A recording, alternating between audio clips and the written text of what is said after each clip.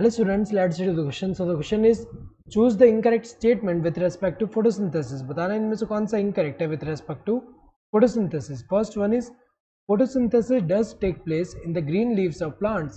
ये तो सही दिया हुआ है क्योंकि हमें पता है कि प्लांट का जो ग्रीन पार्ट्स होते हैं उसमें क्या होगा, क्लोरोप्लास्ट, एंड क्लोरोप्लास्ट के अंदर हमें पता है कि क्लोरोफिल पिगमेंट प्रेजेंट होगा और क्लोरोफिल पिगमेंट जो होता है ये इन्वॉल्व है फोटोसिंथेसिस प्रोसेस में।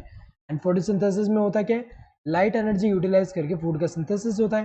तो अगर हम देखें प्लांट में जो ग्रीन पार्ट्स है वहाँ पे ये प्रेजेंट है, उसमें क्लोरोफिल पिगमेंट है जो कि इन्वॉल्व है फोटोसिंथेसिस में। मतलब ग्रीन पार्ट में क्या होता है, फोटोसिंथेसिस होता है। तो यहाँ पे ग्रीन लीव्स ऑफ प्लांट्स की अगर हम बात करें वहाँ पे भी फोटोसिंथेसिस हो, तो ये तो सही दिया हुआ है।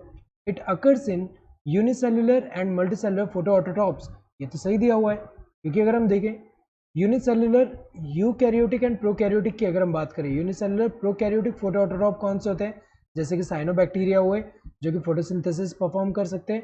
इसके अलावा अगर हम देखें जो यूनिसेल्युलर यूकैरियोटिक फोटोऑटोट्रॉप्स होते हैं जैसे कि डायटम्स हुए वो फोटोसिंथेसिस कर पाते हैं, जो फोटोसिंथेटिक प्रोटिस्ट जो होते हैं वो।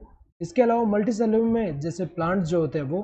तो अगर हम देखें ये तो सही दिया है, photo evolve as byproduct in all photosynthetic organisms, ये तो गलत दिया है। सारे फोटोसिंथेटिक ऑर्गेनिज्म में ऑक्सीजन जो है वो एज अ बाई प्रोडक्ट नहीं इवॉल्व होता है। जैसे एग्जांपल अगर हम देखें कुछ जो है जैसे कि purple and green sulphur, purple and green sulphur bacteria जो होते हैं इनमें क्या होता है, ये जो purple and green sulphur bacteria है इनमें क्या होता है, यहाँ पे अगर हम देखें ऑक्सीजन की जगह इनमें क्या इवॉल्व होता है, सल्फर या फिर सल्फेट। तो यहाँ अगर हम देखें जैसे कि ग्रीन प्लांट्स की अगर हम बात करें तो वहाँ पे जो ऑक्सीजन इवॉल्व होता है वो कहाँ से आता है, ऑक्सीजन वाटर मॉलिक्यूल से आ रहा है ये ऑक्सीजन।